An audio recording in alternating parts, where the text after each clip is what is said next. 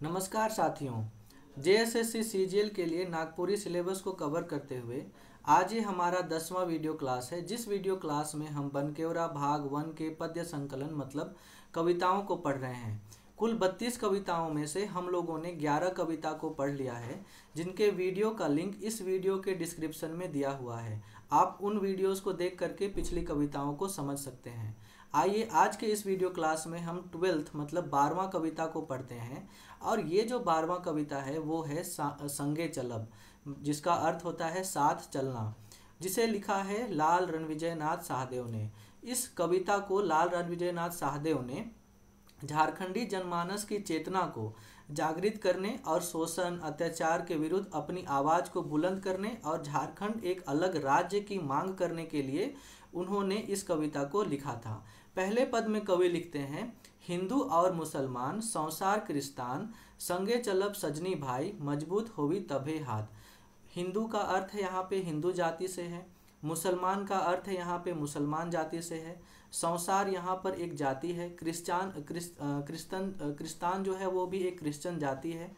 संगे का अर्थ होता है साथ, चलब का अर्थ होता है चलना, सजनी भाई कहने का अर्थ होता है साथी, मजबूत का अर्थ होता है यहाँ पे मजबूत, होवी का अर्थ होता है होना, तभे का अर्थ होता है तभी, हाथ का अर्थ होता है यहाँ पे हाथ का अर्थ जो है वो एक दूसरे को मजबूत करने से लिया गया है।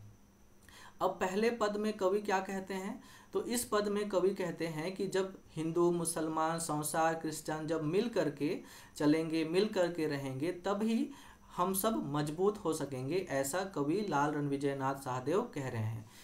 पहले पद में कवि कहते हैं, एकता के डोरा बीचे मनुख बनफुल दिसे, एकता के डोरा बीचे मनुख बनफुल दिसे, मिलब संगे सजनी भाई नागपुरक होवी ऊंच मात। मनुख यहाँ एकता का जो अर्थ है यहाँ पर है एकता, डोरा का अर्थ होता है रस्सी, बीचे का अर्थ होता है बीच में, मनुख का यहाँ पर है मनुष्य, बनफूल का अर्थ है विभिन्न प्रकार के जंगल में फूलने वाले खूबसूरत फूलों को यहाँ पे बनफूल कहा गया है। दिसे का अर्थ होता है दिखना, मिलब का अर्थ होता है मिलना, संगे का अर्थ होता है साथ में, सजनी भाई का अर्थ होता है साथी। नागपुरक का अर्थ यहाँ पर है झारखंड राज्य से, पूरे झारखंड राज्य से यहाँ नागपुर का संबंध है। होवी का अर्थ होता है होना, ऊंच का अर्थ होता है ऊंचा, माथ का अर्थ होता है सर। तो पहले पद में, इस पहले पद में कवि का क्या अर्थ है, तो इस पद में कवि कहते हैं कि जिस प्रकार एक धागा में पिरोया हुआ विभिन्न प्रकार के जंगल के फूल बहुत ही सुंदर, बहुत ही मनमोहक लगते हैं, ठीक उसी प्रकार जब अलग अलग धर्म जाति पंथ को मानने वाले लोग जब एकता के धागा में पिरोए जाएंगे, एकता के धागे में रहेंगे, तब ही इस झारखंड, इस नागपुर देश का जो सर है वो ऊंचा हो पाएगा, ऐसा कवि इस पहले पद के माध्यम से कहते हैं। दूसरे पद में कवि लिखते हैं, मन के भरम तोड़ी फूट नीतिक संग छोड़ी, बोलब संभेश एक सुरे नागपुरक हेकी हम जात। यहाँ पे मन का अर्थ होता है मन, के भरम का अर्थ होता है यहाँ पे भ्रम को भरम लिखा है, तोड़ी का अर्थ होता है तोड़ना, फूट का अर्थ होता है यहाँ पे आपसी फूट से लिया गया है, नीतिक संग मतलब नीति का साथ में होना, छोड़ी का अर्थ होता है यहाँ पे छोड़ना, बोलब का अर्थ होता है बोलेंगे, सभे का अर्थ होता है सभी कोई, एके मतलब कि होता है एक, सुरे का अर्थ होता है सुर में, नागपुरक मतलब यहाँ पे झारखंड राज्य से है, हेकी का अर्थ होता है होना, हम जात मतलब हम सब झारखंड के एक जात हैं। तो दूसरे पद में कवि क्या कहते हैं, इस पद में कवि झारखंड वासियों को जागृत करते हुए कहते हैं कि ना तो हम हिंदू हैं और ना ही मुसलमान और ना ही क्रिश्चियन, बल्कि हम सब की एक जात है और हम सब जो हैं वो झारखंडी जात हैं, हमारा जात जो है वो झारखंडी जात है।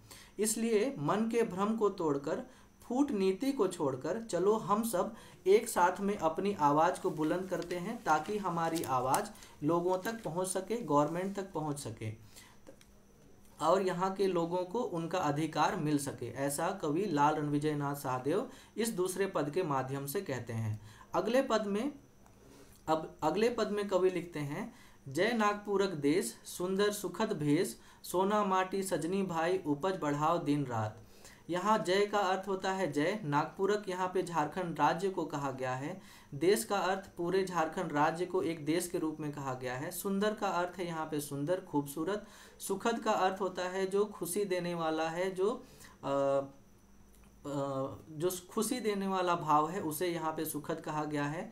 भेष का अर्थ होता है यहाँ का वेशभूषा, यहाँ का जो प्राकृतिक सौंदर्य है उसे कहा गया है भेष।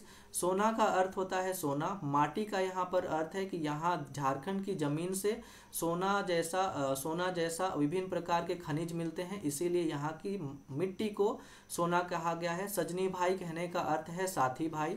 उपज का अर्थ है यहाँ का जो उपजाऊ है, कृषि कार्य के लिए यहाँ की भूमि की उपजाऊता को बढ़ाने की बात यहाँ पे की गई है।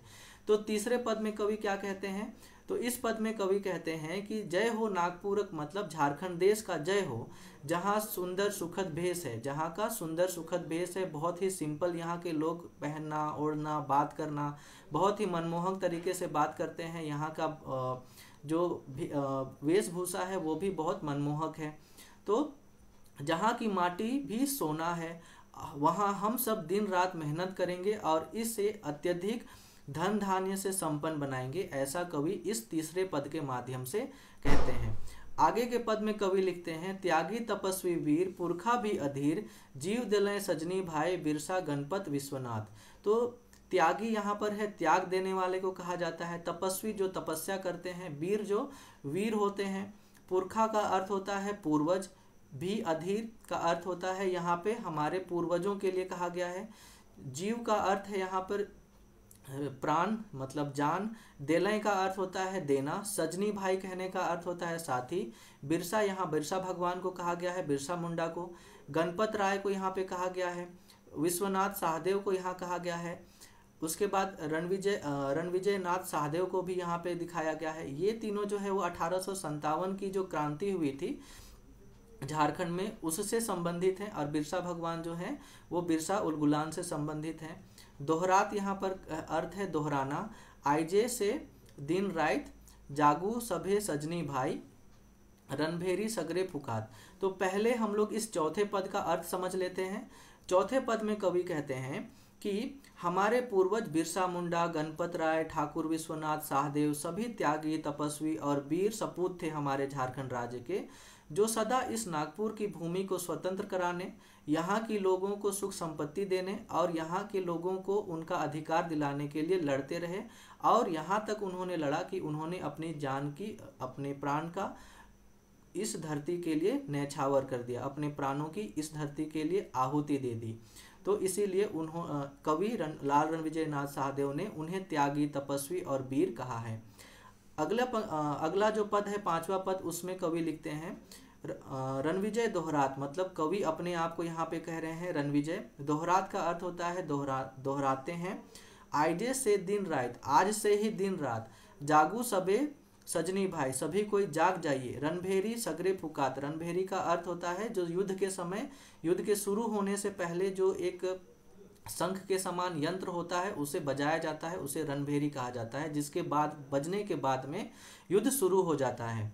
तो इस पद के माध्यम से, पांचवें पद के माध्यम से कवि क्या कहते हैं, इस पद में कवि लोगों के जनमानस की चेतना को जागृत करते हुए सभी से कहते हैं, सभी से आह्वान करते हैं कि युद्ध जो है वो छिड़ गया है, रणभेरी फुका गया है, आप सब आज से ही तैयार हो जाइए और सभी अपने अपने नींद से उठ जाइए और अपने ऊपर हो रहे अत्याचार, शोषण और अपने हक के लिए अपनी आवाज को बुलंद कीजिए, ऐसा कवि लाल रणविजय नाथ सहदेव यहाँ पे कह रहे हैं। तो इस प्रकार से हमारा ये जो पांचवा पद है वो भी खत्म होता है और इसके साथ में ये कविता खत्म होती है। तो आइए इसके साथ में जो क्वेश्चन पूछे जाएंगे आपको एग्जाम्स में उसको देख लेते हैं। तो पहला क्वेश्चन है यहाँ पे, हिंदू और मुसलमान संसार क्रिस्तान संगे चलब सजनी भाई मजबूत होवी तबे हाथ। ये जो कविता है, ये कविता का अंश को किस कविता से लिया गया है, या तो इस कविता के लेखक कौन है, ऐसा क्वेश्चन पूछा जाएगा। तो ठीक उसी तरह से इस कविता का कवि को पूछा गया है, तो इस कविता के कवि जो है वो कौन है, लाल रणविजय नाथ सहदेव। साथ ही साथ में इसी पद को दे दिया जाएगा और आपसे पूछा जाएगा कि ये जो पद है उसे कौन से कविता से लिया गया है, तब आपको कहना होगा संगे चलब कविता से इस पद को लिया गया है। दूसरा जो यहाँ पे प्रश्न है वो है, लाल रणविजय नाथ सहदेव का जन्म कौन बछर होए रहे, मतलब है कि लाल रणविजय नाथ शाहदेव का जन्म किस वर्ष हुआ था। बछर कहने का अर्थ होता है वर्ष, तो किस वर्ष हुआ था, तो उनका जो जन्म है वो 1939 ईस्वी में हुआ था, जो भारत की आज़ादी के बाद में झारखंड को एक अलग राज्य दिलाने के लिए एक बहुत ही प्रख्यात कवि के रूप में उभर करके सामने आए थे। नेक्स्ट हम लोग क्वेश्चन देखते हैं, थर्ड क्वेश्चन। थर्ड क्वेश्चन में लिखा है, कवि आपन कविता कर माध्यम से काके फूके कर बात कर हैं। किसको फूकने की बात किया गया है, तो यहाँ पे रणभेरी मतलब युद्ध को छेड़ने की बात की गई है। कवि आपन किताब में केमन के एकजुट होवे कर बात करे ना। कवि जो हैं वो इस कविता में किन को एकजुट होने की बात कर रहे हैं, किन को एकता के सूत्र में बंधने की बात कर रहे हैं, तो हिंदू, मुसलमान, क्रिस्तान, इन सभी को। तो हमारा जो आंसर हो जाएगा वो डी हो जाएगा। नेक्स्ट पांचवा क्वेश्चन है, कवि आपन कविता में कौन वीर सपूत मन कर नाव लेवैना। तो देखिए यहाँ पे कवि जो हैं लाल रणविजय नाथ शाहदेव, उन्होंने गणपत राय का भी नाम लिया था, भगवान बिरसा मुंडा का भी नाम लिया था, विश्वनाथ शाहदेव का भी नाम लिया था। तो इस तरह से हमारा जो आंसर हो जाएगा ये डी हो जाएगा। तो आज की ये जो कविता है उससे संबंधित जो प्रश्न उत्तर हैं वो खत्म होते हैं। आइए हम लोग आगे की जो कविता है उसके बारे में हम लोग नेक्स्ट वीडियो में बात करेंगे। आज के लिए बस इतना ही। अगर आपको ये वीडियो पसंद आ रहा होगा तो अपने साथियों के साथ में इस वीडियो को ज़रूर शेयर कीजिए और हमारे चैनल को सब्सक्राइब कीजिए। इस वीडियो को देखने के लिए बहुत बहुत धन्यवाद।